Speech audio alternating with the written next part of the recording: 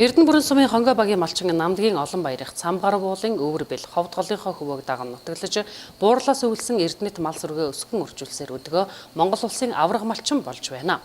Улсын авраг малчин намдгийн олон баярын шагналыг улсын хурлын гишүүн Отгоогийн Батнасан аймгийн иргэдийн төлөөлөгчдийн хурлын дарга Пүрэвганд аймгийн засагдар Галсан Дондогнор гардуулан өгч баяр хүргэлээ. Нутгаас төрсэн шинэ аврагын шагналыг малчин олон баярын ах トゥ төрөлдрөхсөд нутаг усных нь уухайлан хүлээн авч баярлалаа.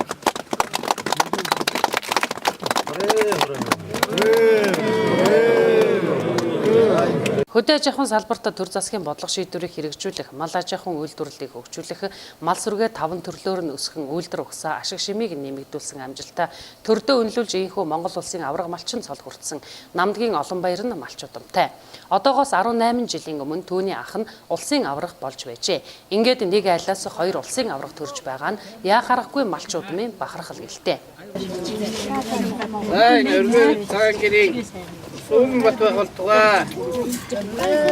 Гадуулан гадуухийн дүрсэж явах болтугай. Тэгээ батбай гэрийн төмөр олон дүмэн шоогсон. Сараажаа бэлгэлтэй сайхан байх болтугай.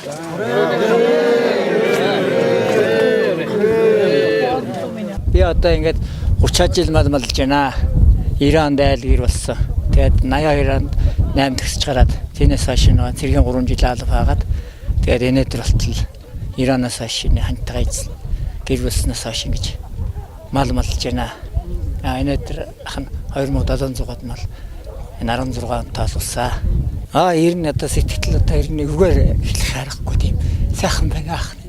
Улсын авраг малчин намдгийн олон баярыг 2016 онд 2700 гаруй толгой мал тоолуулсан бөгөөд сүүлийн жилүүдэд сум орон нутгийнхаа залуу малчдыг малжуулах, мал маллах арга ухаанд залуучуудыг сургахад баггүй санаачлаг арган ажиллаж иржээ. Ялангуяа сүүлийн жилүүдэд сумын засаг даргын тамгын газартайгаа хамтран гэрээ байгуулан ажиллаж залуу малчдыг малжуулах, ажлын байраар хангахад ихээхэн анхаарч ирсэн байна. Ер нь одоо малжуулсан бол одоо зөндөө хүмүүс мал юу өгчээсэн. Гэхдээ хамгийн сүүлийн одоо 3 жил болохоор бүр сумын тамгын засгийн тамгын газартайгаа гэрээ хийгээд тэгээд одоо энэ Эрдэнэ бүрэн сумын мал аж ахуйн 4 багтаа одоо шууд залуу малчдыг шууд гэрээлж малжуулсан.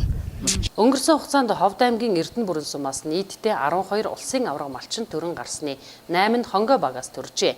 Тиймээс энэ нутгийнхан хонгой баг аврагуудын нутаг хэмээн бэлэгшээдэг байна. Өөрөөр хэлбэл хонгой багаас улсын хошоо авраг 1, улсын авраг сайн малчин 5, улсын залуу авраг малчин 2 төрөн гарчээ. Тиймээс Эрдэнэ бүрэнчүүд тус багийг аврагуудын баг хэмээдэг юм а.